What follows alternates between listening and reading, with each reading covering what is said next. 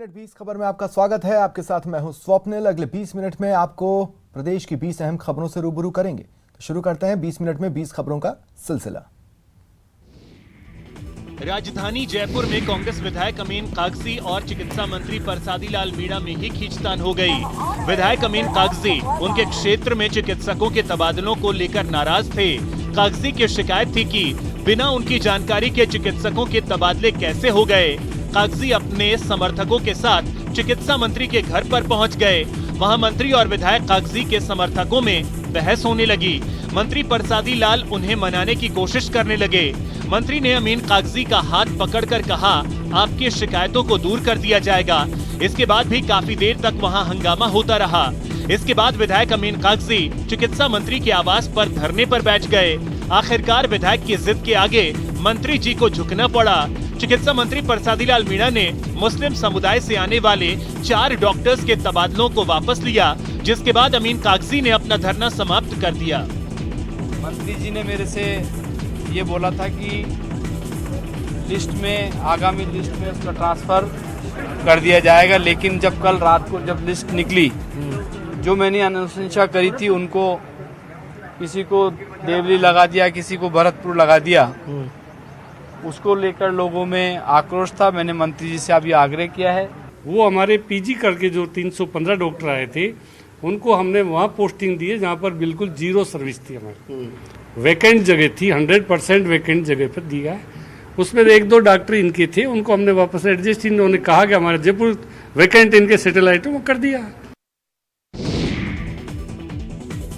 जमीन पर गिरा शख्स और ऊपर से लाठियों का ताबड़तोड़ वार। लग रहा है जैसे लाठी चलाने वालों में होड़ मची है कि कौन ज्यादा लाठियां बरसा पाता है। एक निहत्थे शख्स पर बेरहमी की ये तस्वीरें 12 से आई हैं। घटना बुधवार की है, जब जिले के कवाई थाना इलाके के अजनावर के रहने वाले रविंद्र उर्फ भोजराज को कुछ लोगों ने घेर लिया और लाठियों से पीट कर उसे मौत के घाट उतार दिया। हत्याकांड के 3 दिनों के बाद ये बेहद ही दिल दहला देने वाला वीडियो सामने आया है। आप देख सकते हैं किस तरह बेरहमी से रविंद्र पर लाठियों की बौछार हो रही है। जानकारी के मुताबिक रविंद्र बुधवार को अपने गांव अजनावर से टांचा जा रहा था। तभी रास्ते में कुछ लोगों ने उसे घेर लिया और पीट कर बेरहमी से उसकी जान ले ली। घटना के दौरान किसी राहगीर ने दूर से इसका वीडियो बना लिया, जो अब वायरल हो रहा है। पुलिस ने हमले के 2 आरोपियों को गिरफ्तार कर लिया है और बाकी हमलावरों की तलाश जारी है। कहा जाता है कि पूत कपूत भले हो जाए, लेकिन माता को माता नहीं हो सकती। लेकिन इस वीडियो को देखिए, जिसमें एक माँ ही अपने बच्ची की जान की दुश्मन बनी नजर आ रही है। सोशल मीडिया पर वायरल हो रहा ये वीडियो चूरू के गजासर गांव का है, जहां पति पत्नी की आपसी कलह का खामियाजा ये मासूम भुगत रही है। देखिए, माँ के नाम को कलंकित करते इस महिला ने कैसे बच्ची के पांव पकड़कर उसे उल्टा लटका रखा है और पति से रुपए की मांग करते हुए बच्ची को जान से मारने की धमकी दे रही है। बच्ची के पिता प्रकाश नाथ ने मामले को लेकर सदर थाना में एक लिखित रिपोर्ट देकर अपनी 2.5 माह की बच्ची की जान बचाने की गुहार लगाई है। बच्ची की मां ही उसे मारने पर उतारू है। बताया जा रहा है कि महिला का नाम कृष्णा है, जो अपनी बच्ची की जान लेने पर इसीलिए उतारू है कि उसका पति उसे पैसे नहीं दे रहा है।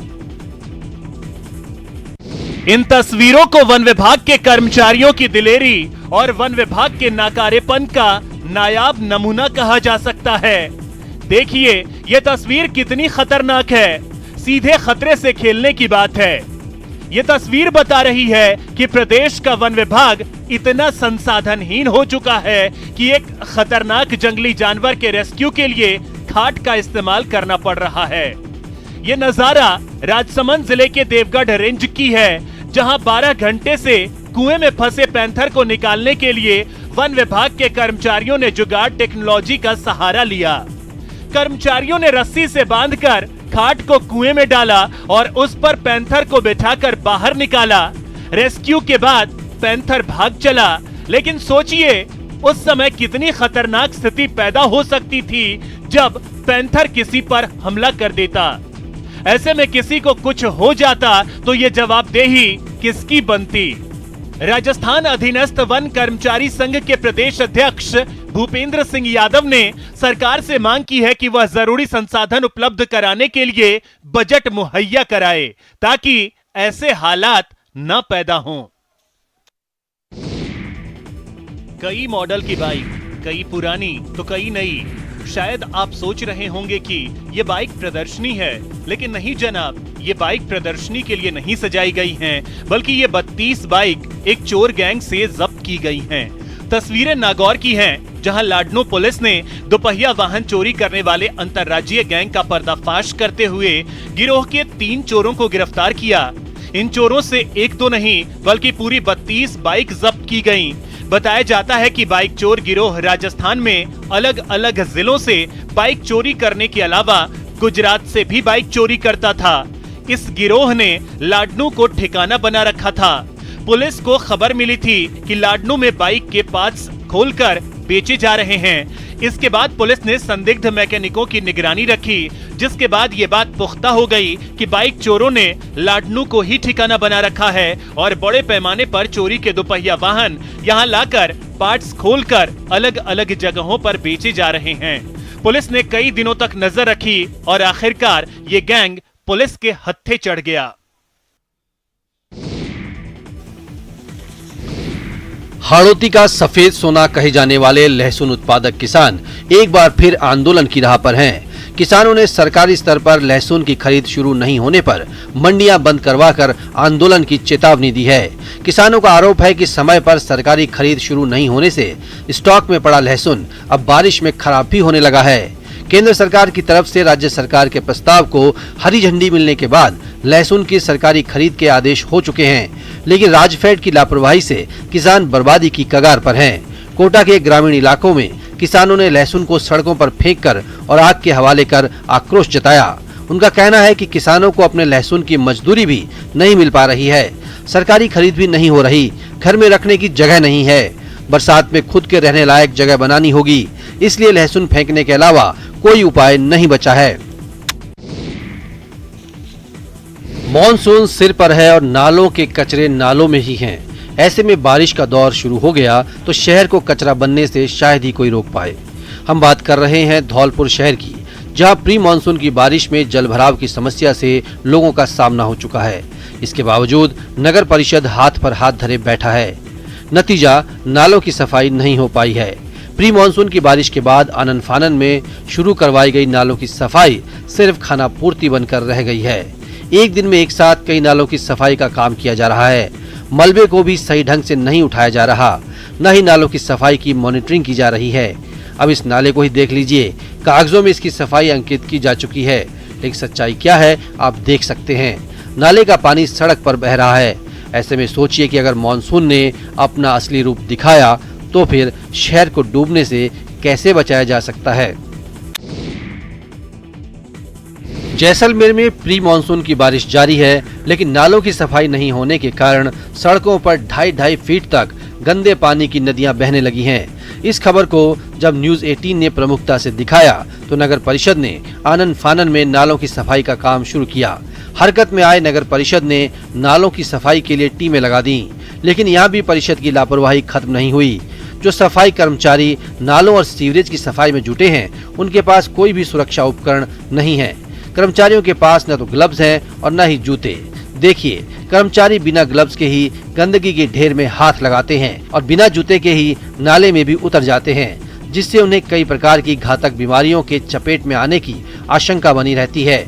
जबकि ऐसे कई मामले सामने आए हैं जब प्रदेश के कई जिलों में नालों की सफाई करते वक्त सफाई कर्मचारियों की जान जा चुकी है। साथ ही गंदगी की चपेट में आने से कई बीमारियों के वो शिकार भी हो चुके हैं। बावजूद इसके कर्मचारियों की सुरक्षा को लेकर नगर परिषद बिल्कुल भी गंभीर नहीं है।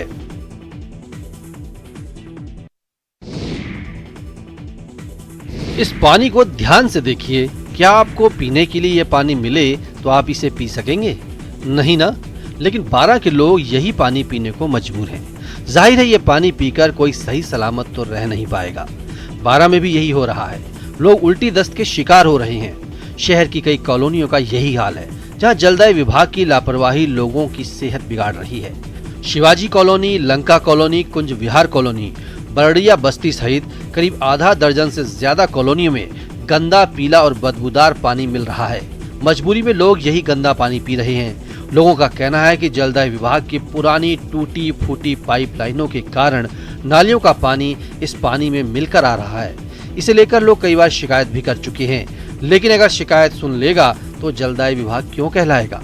इसलिए हर बार की तरह इस बार भी अधिकारियों की नींद नहीं खुल रही है।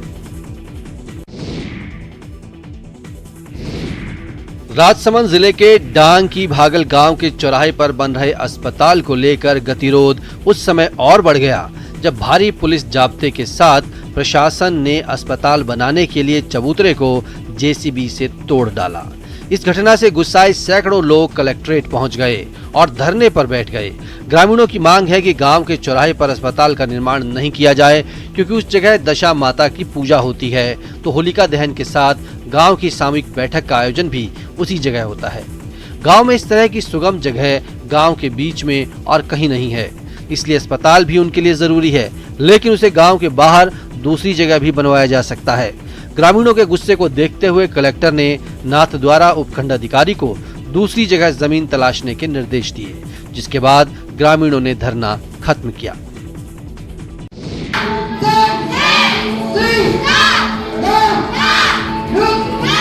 नहीं किसी से कम, हम में है दम, हमसे जो टकराओगे चूर चूर हो जाओगे। धौलपुर के इन्फेंट स्कूल में बेटियां अपनी रक्षा के गुर सीख रही हैं और बता रही हैं कि हमसे हिमाकत की हिम्मत नहीं करना।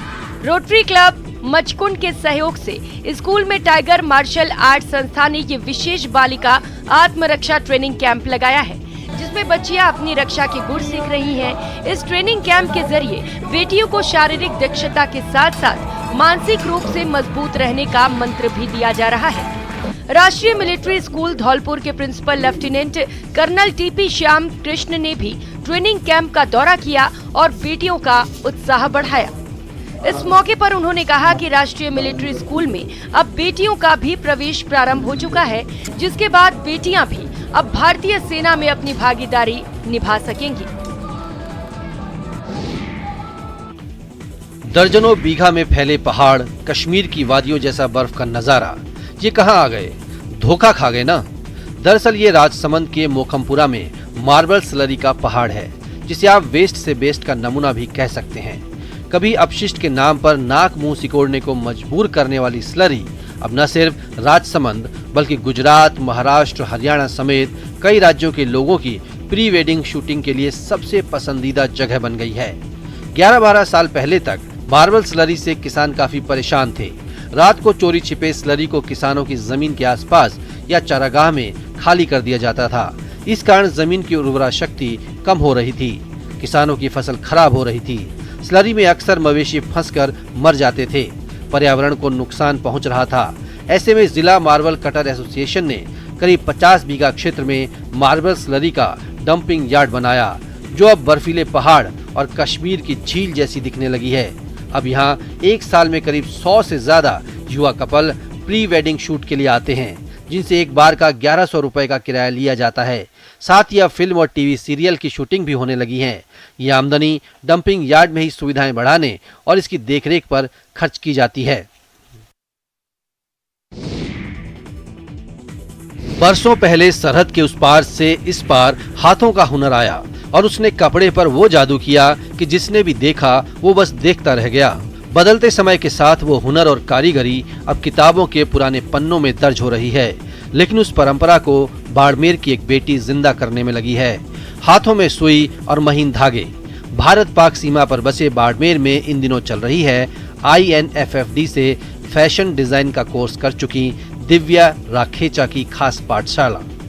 इस पाठशाला में दिव्या आज की युवा पीढ़ी को वो सिखा रही है जिसे अब भुलाया जा रहा है। ये है पाकिस्तान के सिंध की खास कसीदकारी, एप्लिक और एम्ब्रॉयडरी।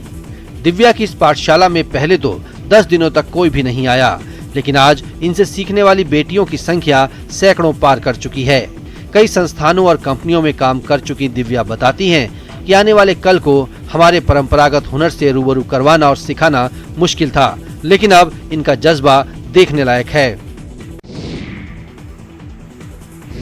कहते हैं प्रतिभा किसी अवसर की मोहताज नहीं होती।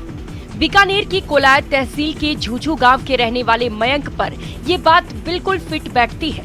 13 साल की इस लड़के में एक खास प्रतिभा है, वो ये कि मयंक किसी गाड़ी को देखकर हूबहू उसका मॉडल बना देता है।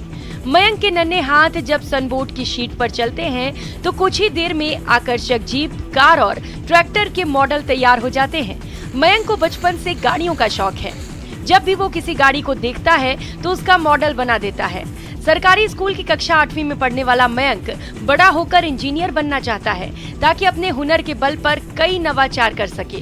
मयंक अभी तक 20 से अधिक मॉडल बना चुका है। गांव में उसके साथ मित्र और बड़े लोग उसके मॉडल को देखकर उसकी तारीफ भी करते हैं। वहीं परिवार के लोग भी मयंक के हुनर को बढ़ाने में सहयोग कर रहे हैं। मयंक की मां सुमन पहले तो उसकी प्रतिभा को नहीं पहचान पाई, लेकिन अब वे भी उसका पूरा सहयोग करती हैं। वहीं मयंक के मामा अशोक बालक को इलेक्ट्रॉनिक जानकारी देते हैं, जिसकी मदद से गाड़ियों में LED लाइट से हेडलाइट और DJ वैन में लाइट साउंड भी मयंक ने लगाया है। इस उम्र में बच्चे अपने पैसे खिलौने खरीदने में खर्च करते हैं, लेकिन मयंक अपने पैसे बचाकर अपने हुनर पर खर्च कर रहा है।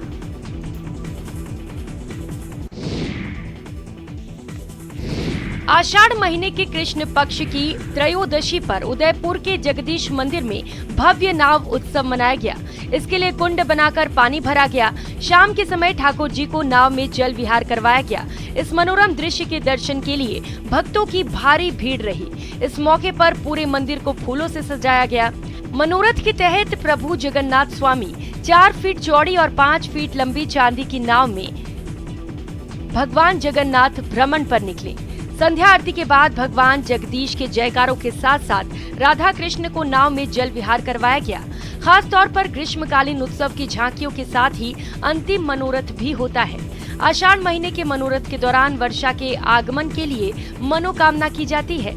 मनोरथ के दर्शन को लेकर मंदिर में श्रद्धालुओं की आवाजाही बनी रही। जयपुर के युवाओं और कला प्रेमियों के लिए अच्छे दिन चल रहे हैं। शहर के जवाहर कला केंद्र में भरतनाट्यम नृत्य की कार्यशाला तो चल ही रही है, चित्रकला प्रदर्शनी भी खासी लुभा रही है।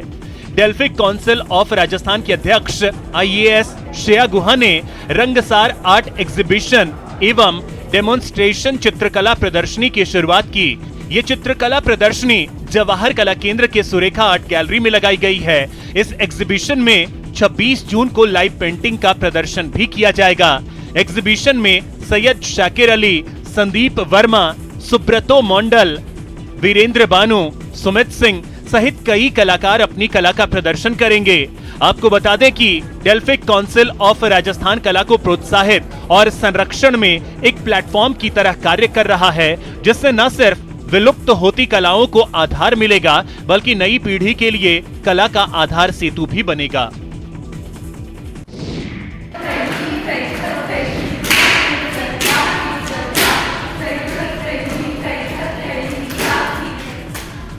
मुंह से फूटते बोल और उसके अनुसार थिरकते सधे कदम। जयपुर के जवाहर कला केंद्र में भरतनाट्यम की मुद्राएं साकार हो उठी।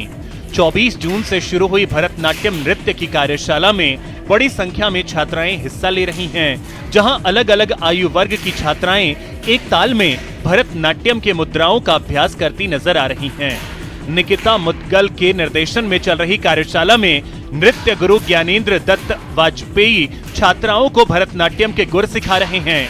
जवाहर कला केंद्र और आंगिकम संस्था के संयुक्त तत्वावधान में आयोजित एक कार्यशाला 28 जून तक चलेगी और 29 जून को नृत्य गुरु ज्ञानेंद्र दत्त वाजपेयी प्रशिक्षित शिष्याओं के साथ भरतनाट्यम का मंचन करेंगे। इसका आयोजन शाम 7:30 बजे जवाहर कला केंद्र के रंगायन सभागार में किया जाएगा। निकिता मुदगल ने बताया कि भरतनाट्यम विशुद्ध रूप से दक्षिण भारत में प्रचलित नृत्य शैली है। इसे मनोरंजन नहीं अपितु एक साधना के रूप में देखना चाहिए। उन्होंने कहा कि भरतनाट्यम करते समय कदम ताल का ही नहीं बल्कि मन के भावों का भी बहुत ध्यान रखना चाहिए। क्या इन्हीं हथियारों से इतिहास का सबसे भयंकर युद्ध लड़ा गया? यूपी के मैनपुरी में 4000 साल पुराने हथियार मिलने के बाद सबके मन में यही सवाल पैदा हो रहा है। एक खेत से मिले हथियारों को पहली जांच में पुरातत्वविदों ने रोमांचक करार दिया। इन हथियारों को भगवान श्री कृष्ण के काल यानी द्वापर युग का बताया जा रहा है। तांबे के हथियारों की जांच के बाद जो शोध परिणाम आए हैं उससे पुरातत्वविद काफी उत्साहित हैं। इससे ये बात साफ हो जाती है कि प्राचीन काल में भी भारतीय लड़ाकों के पास उन्नत हथियार थे। वो बड़ी तलवारों का इस्तेमाल करते थे। करीब 4 फीट तक लंबे हथियार उस समय होते थे। सवाल ये है कि क्या इन हथियारों का प्रयोग कुरुक्षेत्र में हुई महाभारत की लड़ाई में भी हुआ था? इन सवालों के जवाब शोध के बाद ही मिलेंगे। दरअसल मैनपुरी के गणेशपुर गांव में एक किसान अपनी 2 बीघा खेत की जुताई कर रहा था। कई जगहों पर खेत के उबड़ खाबड़ होने के कारण वो उसे समतल करा रहा था। इसी दौरान खेत से तांबे की तलवारें और बर्छियां मिली। किसान उन सभी हथियारों को अपने घर ले गया। उसे लगा कि ये सभी हथियार सोने या चांदी से बनी कीमती धातुओं के हैं। हालांकि खेत से हथियार मिलने की चर्चा पूरे इलाके में फैल गई और किसी ने इस बारे में पुलिस को सूचित कर दिया। इसके बाद ये मामला भारतीय पुरातत्व सर्वेक्षण के संज्ञान में आया। उसने इन हथियारों को किसान से हासिल कर इसकी जांच कराई तो पता चला कि ये हथियार 4000 साल पुराने हैं। ये पाठशाला बिना भवन के भले ही चल रही है, लेकिन यहाँ ज्ञान की गंगा बह रही है। बिहार के गया में चल रही ये पाठशाला खास है। खास इसीलिए कि इस पाठशाला में पढ़ने वाले अधिकतर बच्चे भीख मांगकर गुजारा करने वाले परिवार से हैं। ऐसे परिवार का सिलेक्शन कर उन्हें पढ़ने के लिए जागरूक किया जा रहा है। बड़ी बात यह है कि ये बच्चे अक्षर ज्ञान के साथ साथ गायत्री मंत्र का भी जाप करते हैं और संस्कार युक्त हो रहे हैं। बाल संस्कार केंद्र की ओर से संचालित ये अनोखी पाठशाला रेलवे स्टेशन के किनारे रनिंग रूम के पास खुले में संचालित होती है। रोज शाम 5 बजे से लेकर 6 बजे तक बच्चों को यहाँ पढ़ाया जाता है। इन बच्चों को उनके घर में जाकर परिवार को प्रोत्साहित कर पढ़ाई के लिए प्रेरित किया जाता है। तब जाकर बच्चे इस पाठशाला में आते हैं। इन बच्चों की क्लास लेने वाली शिक्षिका राधा कुमारी बताती हैं कि वे कोई फीस नहीं लेती, किंतु ऐसे बच्चों को पढ़ाकर काफी सुकून मिलता है और खुशी मिलती है। बच्चे कुछ जीवन में करें, ये उनकी तमन्ना है और जिस लगन से बच्चे पढ़ रहे हैं उससे यही लगता है कि वे निश्चित तौर पर जीवन में बड़ा मुकाम हासिल कर लेंगे। दशरथ मांझी उर्फ माउंटेन मैन की कहानी तो हर कोई जानता है, लेकिन आज हम आपको गुजरात के दशरथ मांझी से मिलवा रहे हैं। मिलिए गंगा भाई पवार से, जिन्होंने लगातार 14 महीने की कड़ी मेहनत के बाद 32 फीट गहरा कुआं खोद डाला। डांग जिले के बसूनी गांव के इस गरीब किसान की खुशी का तब ठिकाना नहीं रहा जब कुएं से पानी निकलने लगा, लेकिन उनके चेहरे पर एक व्यथा है।